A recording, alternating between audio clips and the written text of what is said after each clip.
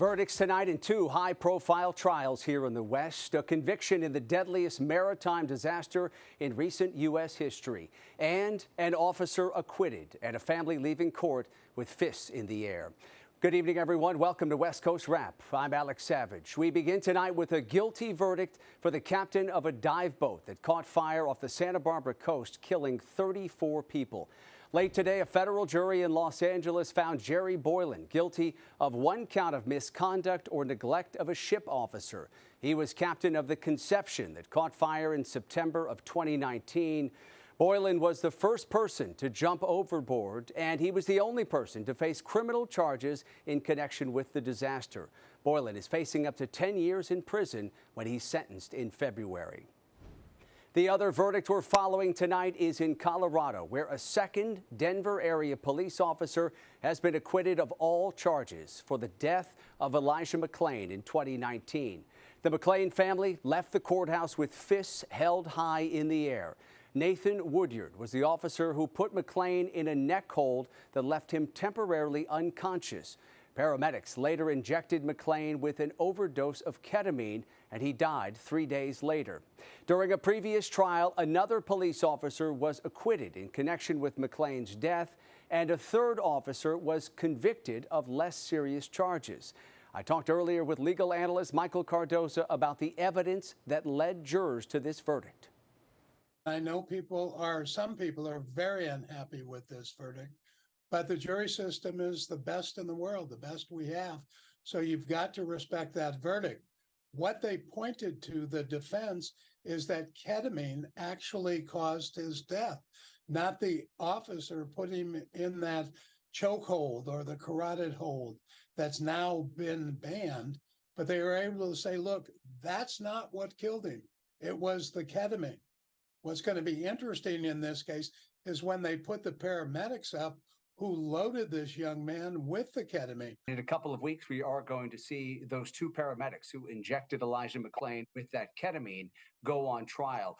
How do these verdicts that have come before, what implications do they have for the upcoming trial of the paramedics? I can't help but think that the jurors that are going to be on the jury where the paramedics are going to try are going to know that there have been two acquittals in this case, and everybody's pointing to those paramedics. I look to them being convicted. They have a very tough row to hoe, especially those defense attorneys in the case. Who are you going to point to? The police officers that told them to give the ketamine? Yes, but you were the paramedic that administered it. You are the professional medicals on the scene, or medics on the scene. It's your responsibility. So I can almost guarantee you they will be found guilty. Let me ask you about another case that we're following here. And late today, a jury in Los Angeles convicted the captain of that dive boat that caught fire back in 2019 off the coast of Santa Barbara, killing 34 people who were on board. He was convicted of one count of neglect of a ship officer. Why do you believe the jury in this case found that the captain, Jerry Boylan, was criminally negligent?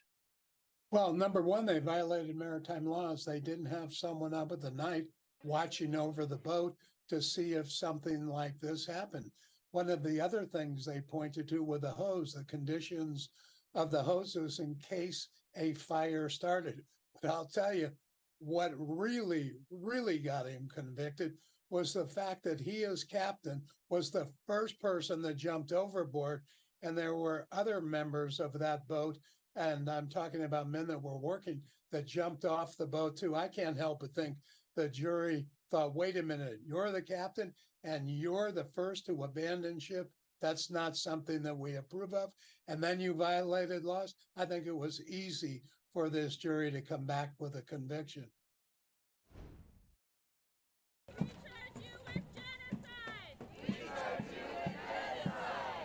A crowd of pro-Palestinian demonstrators showed up at the port in Tacoma, Washington today, hoping to send a message to the White House. The demonstrators don't want to see a ship docked at that port carry military equipment to the Middle East. It's the same ship that was targeted by protesters in the Bay Area last week. Fox 13's Stan Griffin shows us how people blocked traffic around the port today.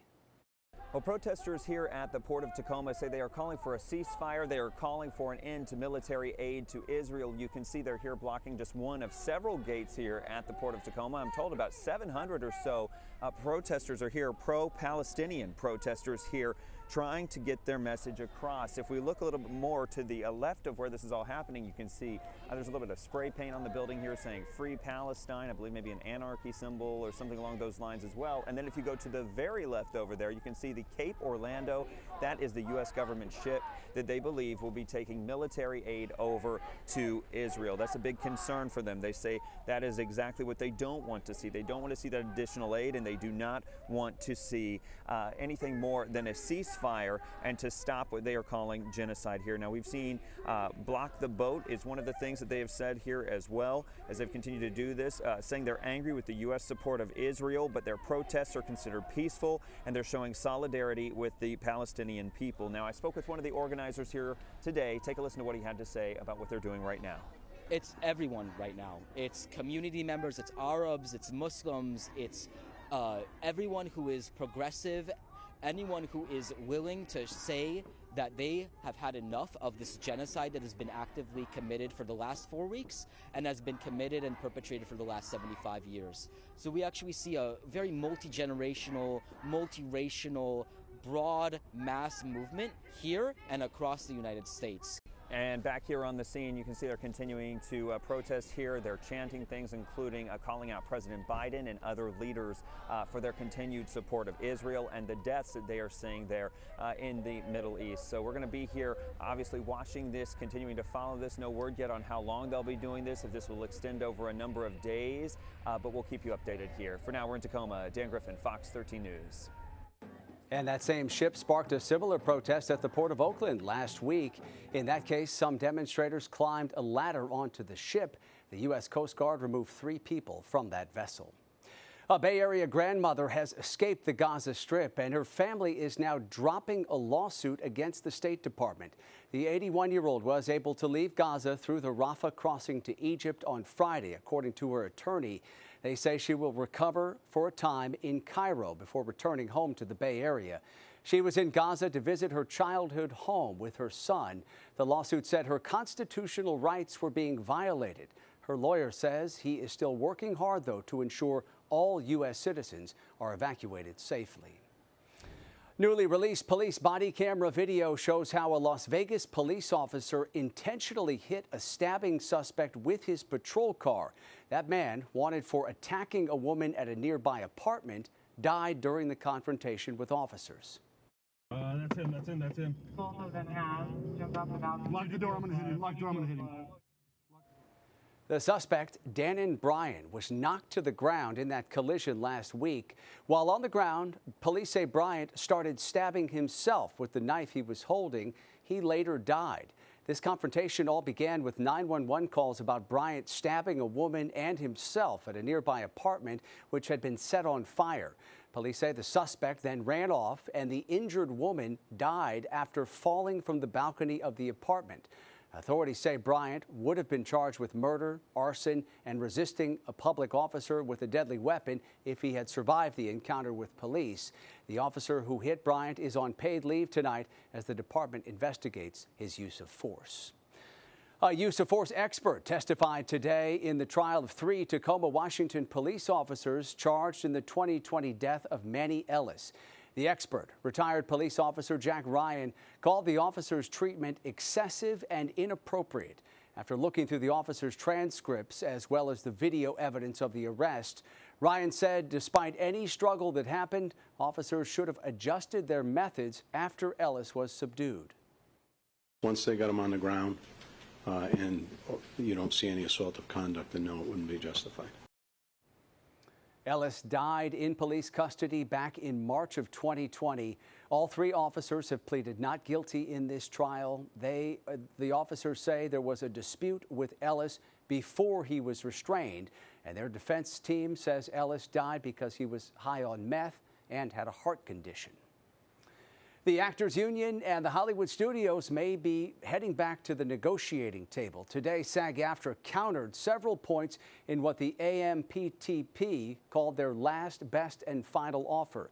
That offer sent to the union this week includes what the studios are calling historic wage increases, protections against artificial intelligence, and a new way to determine residuals from streaming services. This strike has now lasted 116 days.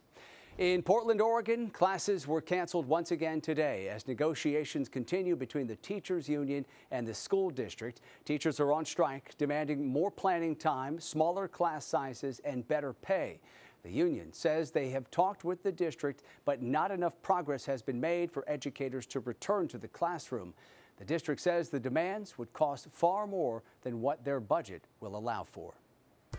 Coming up tonight, some people in Las Vegas say they don't even recognize the Strip anymore. Up next on West Coast Wrap, see how preparations for upcoming Formula One races are transforming the Strip's famous landscape. Also, we'll show you how one California resort is getting an early start to the snow season. Snow in the Sierra and beneficial rain over areas of Washington and the Pacific Northwest today. I'll have a look at the forecast for the West Coast coming up.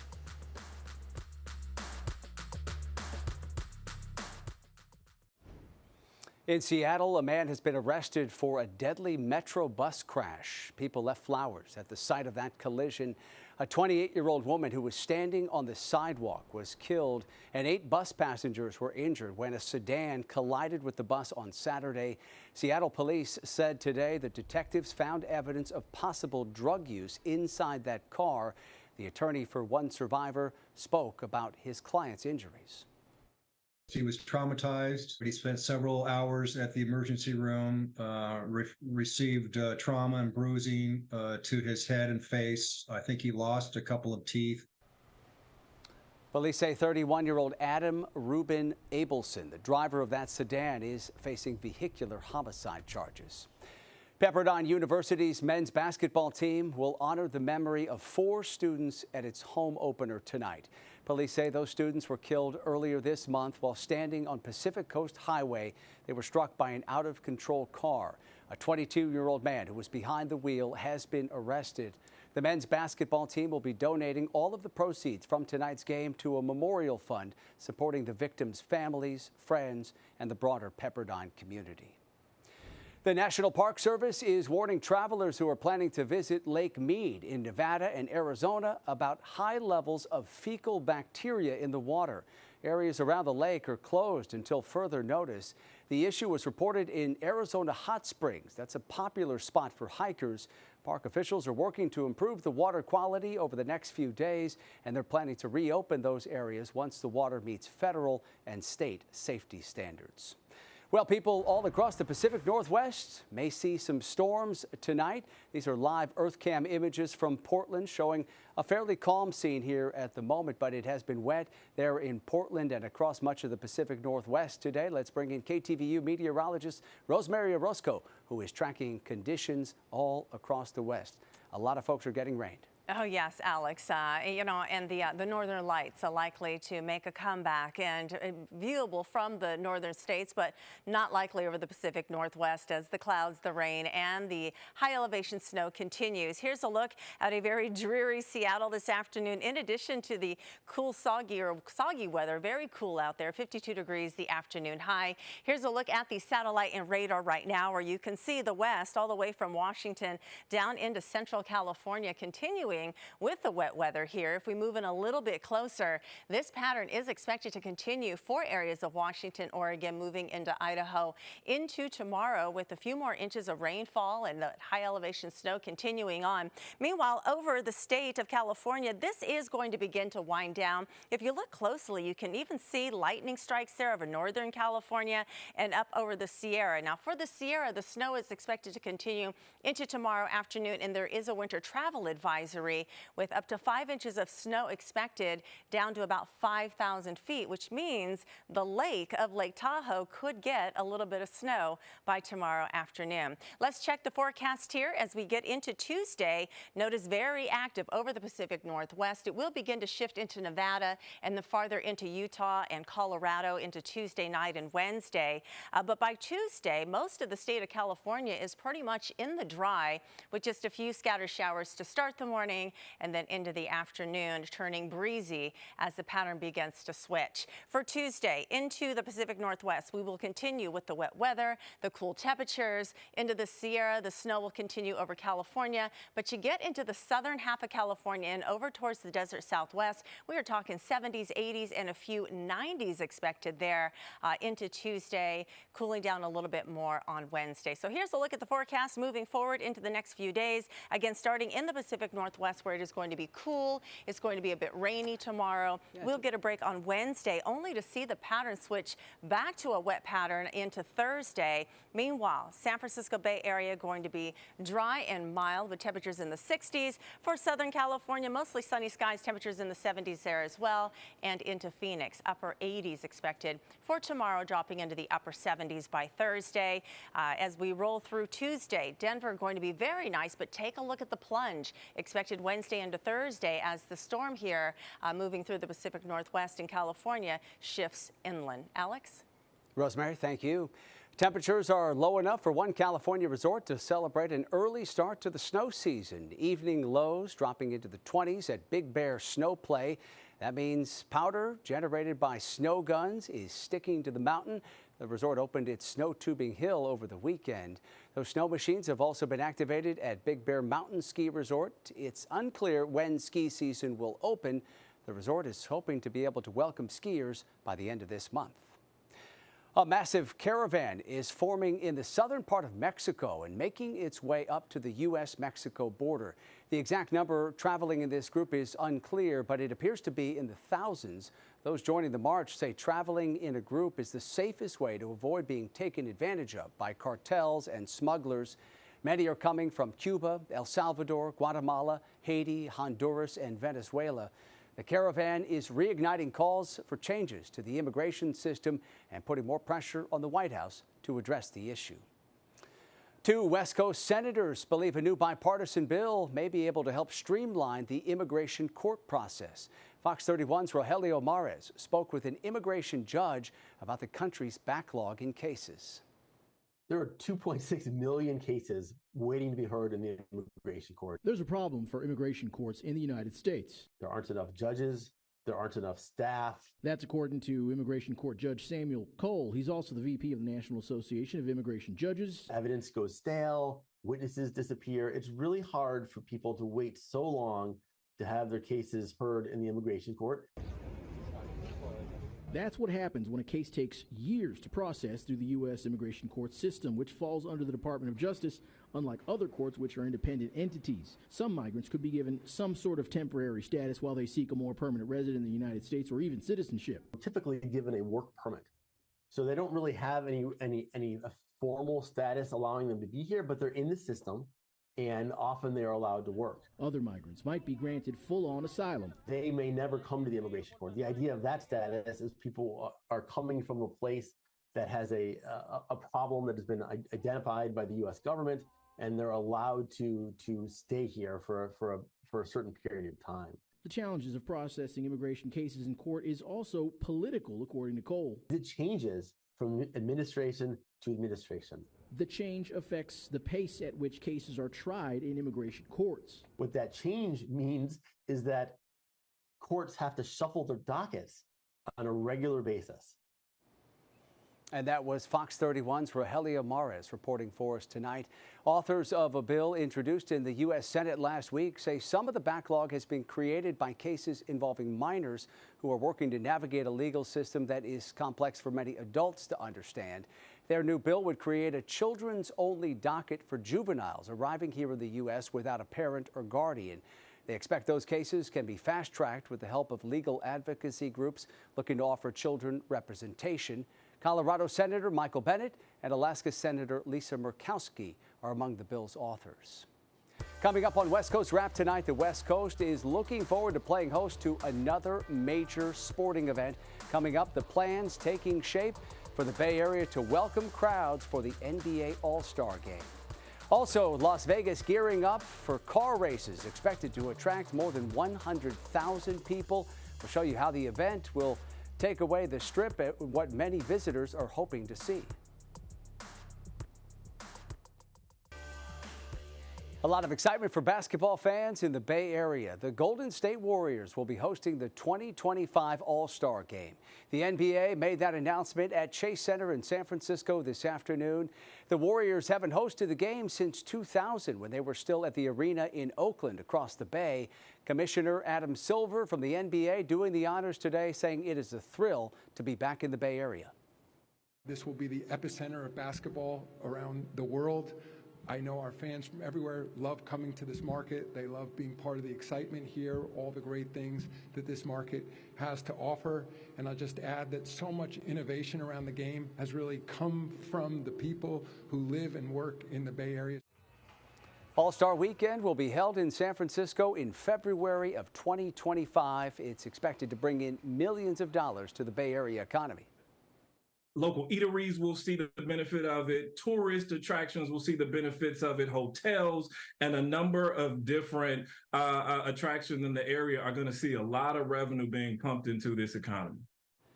The 2023 All-Star Game in Salt Lake City brought in $280 million to that region. And the year before, the 2022 All-Star Game had an economic impact of roughly $250 million for Cleveland and the surrounding area there.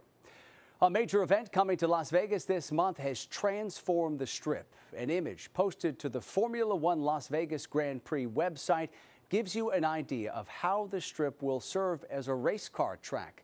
Fox 5's Joe Vigil shows us how preparations for the big races have left some of Vegas's famous landmarks almost unrecognizable. Well, F1 construction certainly has changed the landscape of the Strip area. Now, right now we're off Flamingo, but if you look behind me, it might look like you're maybe in another city. This might remind you of an elevated train.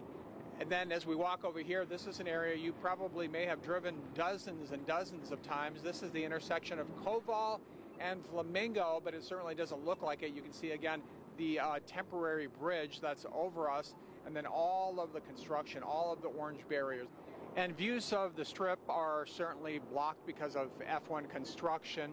You have the Flamingo, the white building back there, that's partially obstructed by, again, the temporary car bridge. And then right overhead is the pedestrian walkway, which is blocking a bit of the view here of the horseshoe. You can just see a little sliver of the horseshoe, but you could also see a lot if the grandstands weren't here, because right next to the horseshoe is Paris, the Cosmo, and Planet Hollywood, which you can't see because of all of these grandstands. And the grandstands here in Koval go all the way down the block, and at the very end, you can see Topgolf.